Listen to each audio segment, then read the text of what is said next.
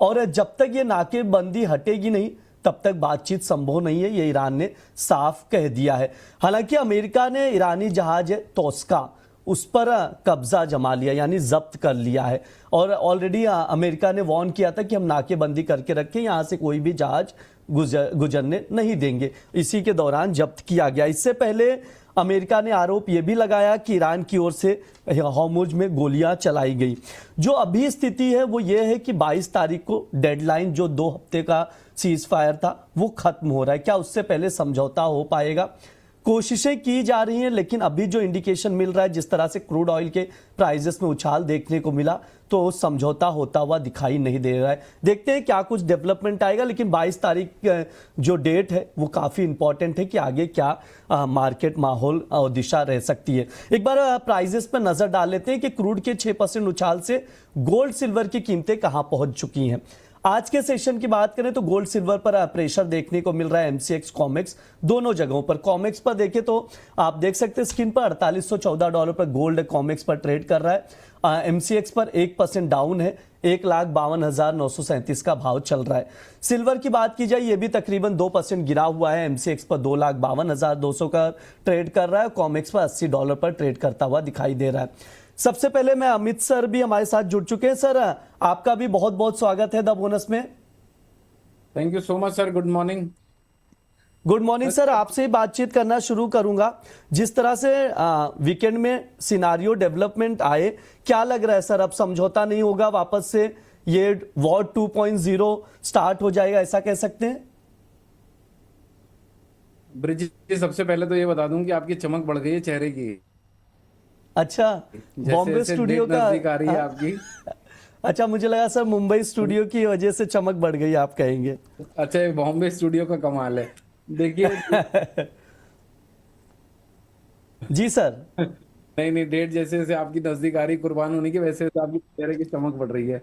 Bridge जी देखिए, मैंने आपको, अपन ने पहले भी डिस्कशन किया था कि मैं वॉर को फॉलो नहीं करूंगा, और आपने भी यही कहा था कि आप क्या वॉर को फॉलो नहीं करना चाहते क्या। ब्रिज जी, वॉर ऑलरेडी बहुत खिंच चुका है। मुझे ऐसा लगता है कि वॉर को फॉलो ना करके आंकड़ों को फॉलो करें तो ज़्यादा अच्छा है। इनफैक्ट हमें भी नहीं पता था कि बाजार में इस तरह से सीज फायर का उल्लंघन कर दिया जाएगा, या फिर ईरान की तरफ से ऐसे स्टेटमेंट आएंगे कि हम सेकंड वार्ता के लिए नहीं बैठना चाहते हैं। हम लोगों ने क्रूड ऑयल बाय करके गए थे 7500 रुपये में, क्योंकि ओवरसोल्ड टेरिटरी में चला गया था, बाउंस आने की उम्मीद थी। अभी 8160 के आसपास चल रहा है। मुझे ऐसा लगता है पूरा बाजार खुद भी अब कंफ्यूज हो चुका है ब्रिज जी। इन्हें ना गोल्ड को पता है, ना सिल्वर को पता है, ना क्रूड को एग्जैक्टली पता है कि अब होना क्या आगे। बाजार खुद भी समझना चाहता है। जब ऐसी सिचुएशन बन जाती है तो बाजार कुछ समय और इरिटेट करते हैं, क्योंकि वो बायर का भी स्टॉप लॉस खाएंगे, सेलर का भी स्टॉप लॉस खाएंगे, और फिर उसके बाद बाजार में स्ट्रक्चर्ड वे में बाजार रिएक्ट करना चालू करेगा। यानी एक बड़ी रैली आने के पहले मुझे लगता है कि और 10 से 15 दिन बाजार में परेशान किया जाएगा। एक टॉपिक में हमने और डिस्कशन किया था ब्रिज जी, जब मैंने कहा था कि बाजार में पैसे कमाना और पैसे बनाना दोनों में डिफरेंस होता है। ये पैसे बनाने का टाइम है, कमाने का टाइम नहीं। कमाना तब होता है जब साल 2 साल में एक बार कोई रैली आती है। तो ये बाजार में बढ़िया लेवल टू लेवल कामकाज करते रहिए। बहुत बड़ी होप्स मत रखिए। जहां पर भी लगता है लावमाल हो रहा है वहां पर अपना लावमाल करते रहिए। बाकी अपन कमोडिटी स्पेसिफिक अभी बात करेंगे आगे। तो इन्हें शॉर्ट स्टोरी कर देते हैं इसको कि भाई बाजार में बहुत बड़ी तेजी भी नहीं लग रही और बाजार में बहुत बड़ी मंदी भी नहीं लग रही। बाजार अभी खुद समझना चाहता है युद्ध और युद्ध की सिचुएशंस को। ठीक है, ये सर का व्यू है। मोमिता जी, आपकी क्या राय है, कैसे देख रहे हैं बुलियन मार्केट को, और जो कुछ डेवलपमेंट आ रहे हैं उस पर आपका क्या नजरिया है? ब्रिजी, जो ये वॉर की डेवलपमेंट है, इट इज़ सर्टनली लाइक जो हम हिंदी ड्रामास देखते हैं उसकी तरह ही चल रहा है। कभी हाँ हो जाता है, कभी ना हो जाता है। और ट्रम्प के मूड का तो क्या ही बात करें।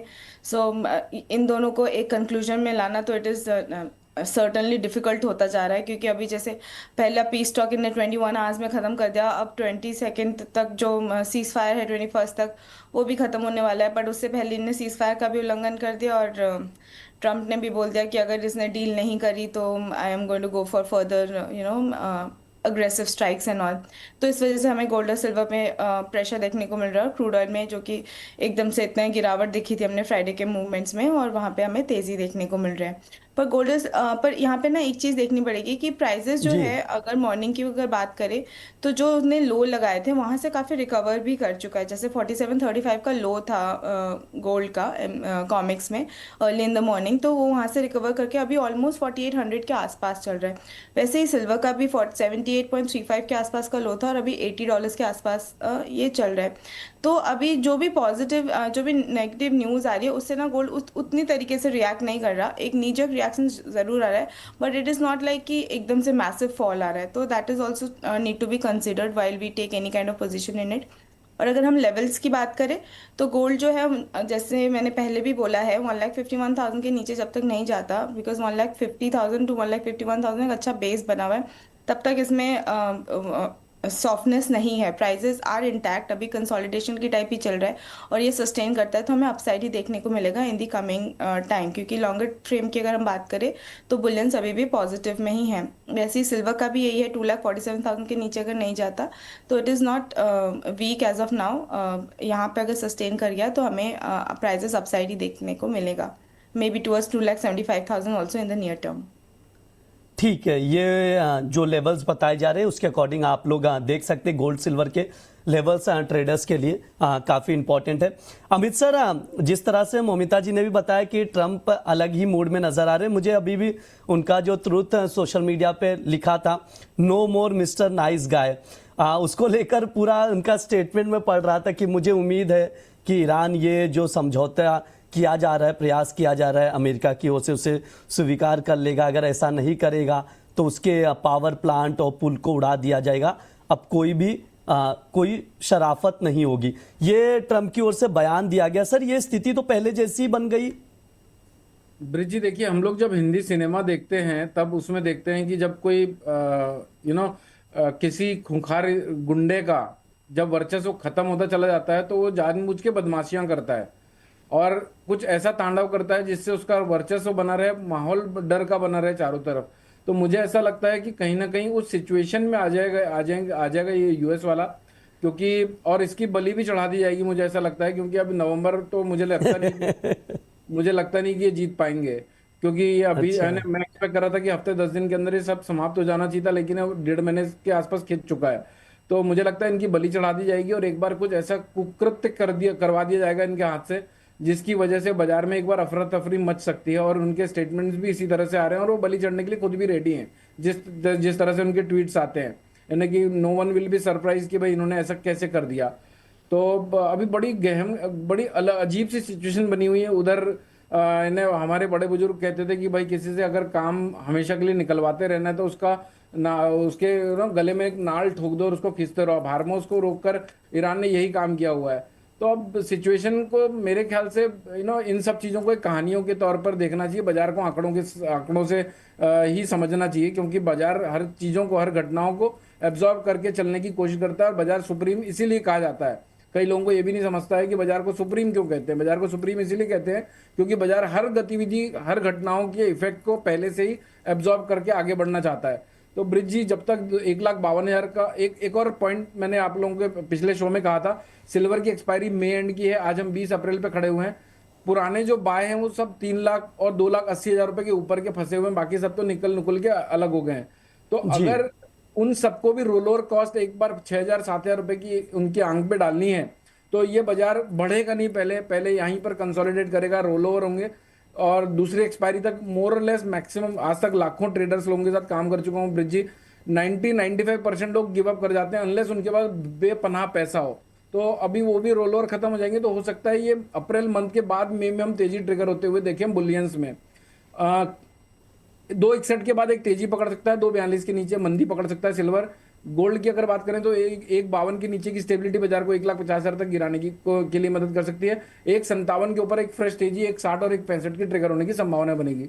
तो ये आंकड़ों से ही अपने को बाजार को जज करना है, ना कि ये ट्रुथ सोशल मीडिया से। सर, एक चीज बताएंगे कि कोई ट्रेडिंग कॉल आपकी तरफ से सजेशन में है क्या आज के लिए, गोल्ड या सिल्वर किसी में भी? यस ब्रिज जी है, मैं दे देता हूँ। देखिए गोल्ड को, अभी गोल्ड चल रहा है 1,53,100 रुपए। 1,52,610, 1,52,650 के लगभग बाय कर सकते हैं। एकदम छोटा छोटा तो स्टॉप लॉस नहीं है, ठीक ठाक ही है। 1,52,299 का स्टॉप लॉस है। 1,53, 1,53,200, 1,53,400 तक के टारगेट होंगे। और सिल्वर में ब्रिज जी 2,52,400 का भाव चल रहा है। 2,53,800, 2,00,000 नहीं, 2,00,000, एक मिनट, हाँ, सिल्वर 2,58,500, 2,59,000 के आसपास मिले तो सेल कर सकते हैं। 2,59,501 के स्टॉप लॉस से 2,58, 2,57, 2,55 तक के टारगेट एक्सपेक्ट कर सकते हैं। तो अभी तो ब्रिज जी यही कॉल होंगे। ठीक है मौमिता जी, आपकी तरफ से कोई ट्रेडिंग कॉल गोल्ड सिल्वर में आज के लिए? हम गोल्ड में कॉल देना चाहेंगे जिसमें हम बाई कर सकते हैं 1,51,500 के आसपास बाई कर सकते हैं with stop loss of 1,49,800 and target of 1,55,500। ठीक है, गोल्ड में खरीदारी की सलाह दी जा रही है। ट्रेडिंग कॉल स्क्रीन पर है आर मनी की तरफ से। टॉपिक में आप लॉन्ग करके चल सकते हैं। गोल्ड में जून वायदा 1,51,500 पर लॉन्ग करें। 1,55,500 तक के टारगेट के लिए 1,49,800 का स्टॉप लॉस लगाए। ध्यान रहे स्टॉप लॉस मस्ट है। अमित सर, एक चीज और समझना चाहूंगा, चांदी को लेकर बहुत सारे सवाल आ रहे हैं। क्या चांदी में गिरावट लौटी है? मतलब यहां से और प्राइजेस डाउन साइड देखेंगे या अप साइड देखेंगे आप? ब्रिज दोनों साइड देखेंगे हम। और ये बाजार वैसे ही मतलब चलेगा। साइडवेज है, साइडवेज। हाँ, थोड़े ब्रॉडर वे में अगर हम बात करें तो 3,00,000 रुपए तक बढ़ सकता है। लोअर लेवल की अगर हम बात करें तो 2,00,000 तक गिर सकता है। अभी 2,50,000 रुपए चल रहा है। इसीलिए दोनों साइड की मूवमेंट है। और ये पैसे बनाने का टाइम है, पैसे कमाने का टाइम नहीं है। पैसे बनाना इज फार बेटर देन पैसे कमाना। तो इस अपॉर्चुनिटी को इनकैश करना चाहिए। लोअर लेवल पे मिलता है तो लो, हायर लेवल पे मिलता है तो सेल करो। नो डाउट अब उस तरह की अपॉर्चुनिटी नहीं है जिस तरह से हम पहले कमाने के टाइम पे देख रहे थे जनवरी फरवरी में, कि भाई आज लो कल 20,000 रुपये ऊपर, आज लो कल 20,000 रुपये ऊपर। अब आपको लेवल्स को डिसाइड करना पड़ेगा, वहां पर एंट्री करना पड़ेगा और एग्जिट पॉइंट भी पहले से ही डिसाइड करके रखना पड़ेगा। क्योंकि जब आप एग्जिट पॉइंट डिसाइड नहीं करते हैं, बाजार थोड़ा चलना चालू करता है तो बहुत होपफुल हो जाते हैं, यार अब तो फिर से वही तेजी आने वाली जो पहले आई थी। ऐसा नहीं होगा। तो आपने मान लीजिए 2,50 में लिया, 2,60 का टारगेट रखा हुआ है तो 2,60 में एग्जिट कर जाइए चुपचाप, वरना सुबह आता हुआ शाम के चला जाएगा। लेकिन सर, दर्शक तो यही जानना चाह रहे हैं कि इस महीने सिल्वर $60 पे आएगी या $90 पर? सर ये तो सांड और भालू हर तरह इस बाजार में बार बार आपको दिखते रहेंगे। थोड़ी तेजी आएगी तो एकदम से सांड बाहर आके एग्रेसिव हो जाएंगे, थोड़ी मंदी आएगी तो अचानक से भालू आके एग्रेसिव हो जाएंगे। यानी वही है कि दोनों अपनी अपनी जगह सही साबित हो जाएंगे और दोनों क्रेडिट भी ले लेंगे। तो लेकिन इससे दर्शकों का फायदा नहीं होगा, क्योंकि दर्शक बोलेगा यार ये तो मैंने पहले स्टॉप लॉस खा लिया, फिर बाजार इसका टारगेट अचीव कर दिया। यानी तेजी और मंदी दोनों वालों को दोनों को परेशान करेगा, दोनों को कंफ्यूज करने की कोशिश करेगा। तो मेरे ख्याल से अगर देखिए, जैसे कई लोगों के पास अपने फिजिकल में चांदी पड़ी हुई है, तो बार बार कह रहा हूँ, आज भी कह रहा हूँ कि भाई अच्छे अच्छे ऑप्शंस को राइट करते रहिए। आपके फिजिकल के अगेंस्ट में आप ऑप्शन राइट करके बैठते हैं तो कम से कम जो प्रीमियम आप ले रहे हैं, क्योंकि आप बेचेंगे तो प्रीमियम लेंगे। अगर बाजार उस स्पेसिफिक लेवल को नहीं काटता है तो कम से कम उतने से कॉस्ट आपकी कम हो जाएगी हर 2-2 महीने में। मोमिता जी, आपका क्या व्यू है फिजिकल इन्वेस्टर्स के लिए, कि मतलब कौन से ऐसे लेवल्स हैं गोल्ड सिल्वर के जहां पर फिजिकल इन्वेस्टर्स एंट्री ले सकते हैं? अगर हम गोल्ड की बात करें तो काफ़ी टाइम से गोल्ड जो है ये 1,50,000 और 53 के आसपास ही चल रहा है। तो ये एक अच्छा लेवल है क्योंकि 1,80,000 से तो काफ़ी बेटर लेवल है। तो फिजिकल में आप इस लेवल पे भी ले सकते हैं क्योंकि अभी जो अगर हम मार्केट की बात करें, फिजिकल में जो है ऑलमोस्ट 1,000 और 1,500 प्रीमियम में चल रहा है। तो आप लोग 1,54,000 के आसपास ये बाय करने को मिलेगा। तो it is a good level for the physical investor to buy gold and even silver also. Silver 2,52,000 के आसपास चल रहा है, तो मार्केट में आपको 2,56,000 के आसपास का मिल जाता है। तो ये जो लेवल्स है ना वो काफ़ी अच्छे लेवल्स है। बट मैं हमेशा से ये बोलती हूँ कि जो गोल्ड और सिल्वर में जो अभी जो पोजीशंस है ना, इट इज़ बेटर कि आप स्टैगर्ड बाइंग करें, एक ही बारी में बाई ना करें। क्योंकि जैसे जैसे हम देख रहे हैं कि कभी भी वॉर की कोई न्यूज़ आती है तो उस वजह से थोड़ा सा डाउन साइड देखने को मिलता है। Even if it is for 2,000 rupees in case of gold and like 5,000-7,000 rupees in case of silver, वो आपका एवरेज ही बेटर करेगा। तो इस लेवल पे भी आप एंटर कर सकते हैं। पर हाँ, थोड़ा स्टैगर्ड बाइंग भी कीजिए क्योंकि अगर यहाँ से थोड़ा सा भी, जैसे कि मैंने सिल्वर में बोला, 2,47,000 भी टच कर सकता है। अगर डाउन साइड वहाँ पर भी आएगा तो you will have some certain window कि वहाँ पर भी आप बाय कर सकते हैं। वैसे ही गोल्ड की ही बात करें तो 1,54,000 अगर मार्केट में मिल रहा है, तो अगर जब ये थोड़ा और अगर डाउन आ सकता है तो 1,50,000 के पास भी आप दोबारा बाय कर सकते हैं। तो स्टैगर्ड बाइंग करते रहिए और फिजिकल में बाइंग करना at this level is very good. ठीक, स्कैटर्ड वे में बाय करके चल सकते हैं जो भी इन्वेस्टर्स हैं, फिजिकल में इन्वेस्ट करना चाहते हैं गोल्ड सिल्वर में।